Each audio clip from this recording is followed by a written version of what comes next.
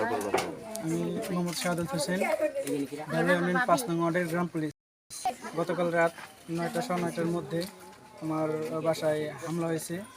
মোটামুটি ১-১৫০ মানুষ আসছিল।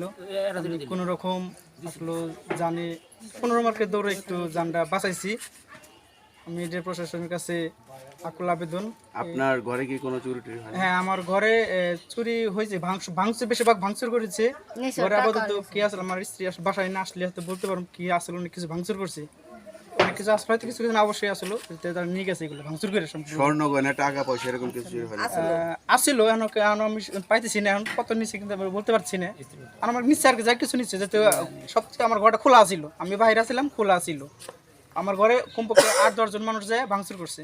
আচ্ছা, কেন ভাঙচুর করা হামলা করলো আগের সূত্রে একটা ঝামেলা ছিল আমাদের, এই জায়গা যুগে একটা ঝামেলা ছিল আমাদের, ঘর উঠতে পারতেছি না, এর জন্য একটা ঝামেলা ছিল। তো আমরা দুই পক্ষে আগে একটা ঝামেলায় মামলা হয়েছে, আমরা মামলায় সবাই জামিন হয়েছি।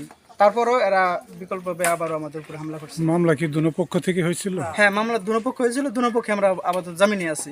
দুনো পক্ষে জামিন আসার পরে এক পক্ষে জামিন হ্যাঁ, জামিন এক পক্ষ